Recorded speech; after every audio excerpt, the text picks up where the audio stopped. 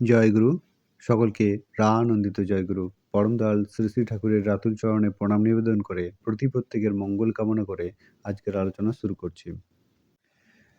আপনাকে আমাকে অনেকেই ভক্ত বলে মনে করেন, কিন্তু আমরা আদতে কি প্রকৃত ভক্ত হয়ে উঠতে পেরেছি?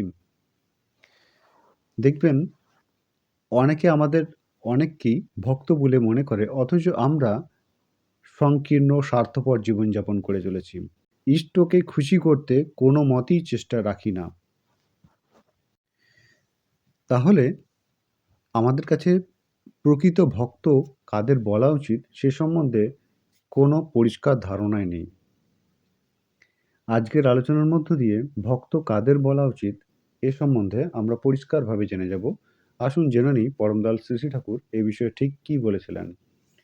প্রফুল্লদা কথা প্রসঙ্গে একবার পরমদয়াল শ্রী শ্রী ঠাকুরের কাছে এমনই এক কথা তুলে ধরেছিলেন। তিনি বলেছিলেন, ভক্ত বলে পরিচিত এমন অনেক লোকও সংকীর্ণ স্বার্থপর জীবনযাপন করে। শ্রী শ্রী ঠাকুর তাকে যা জানিয়েছিলেন তা এরূপ। তিনি বলেছিলেন, তারা নামে ভক্ত, কাজে ভক্ত না। যে ভক্ত হয় তার সর্বদা চেষ্টা থাকে ইষ্টের প্রীণন পোষণ। ইষ্টকে খুশি করতে চেষ্টা করে না, সে আবার কেমন ভক্ত? আমি দেখেছি কোনো স্ত্রীর হয়তো নজর ছোট, কিন্তু তার স্বামীর মন যদি উদার হয়, তবে সেই স্বামীকে ভালোবাসতে গিয়ে সেই স্ত্রীও ধীরে ধীরে অল্প বিস্তর উদার হয়ে ওঠে। তবে ওই স্ত্রীর জন্মগত সংস্কার যদি সংকীর্ণ স্বার্থপর হয়, তাহলে কিন্তু স্বামীর মহৎ ভাব আয়ত্ত করতে রীতিমতো বেগ পেতে হয়, এবং সেভাবে চলতে তার কিছুটা কষ্টও হয়।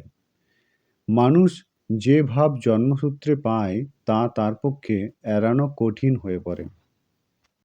আলোচনাটি এ পর্যন্তই। আলোচনার বিষয় সাপেক্ষে আপনাদের কোনো যদি প্রশ্ন থেকে থাকে তাহলে অতি অবশ্যই কমেন্ট বক্সে জানাবেন। আলোচনা প্রসঙ্গে ঊনবিংশ খণ্ড, পৃষ্ঠা 224। আপনারা সকলে ভালো থাকবেন, সুস্থ থাকবেন। সকলকে জানাই প্রাণানন্দিত জয়গুরু।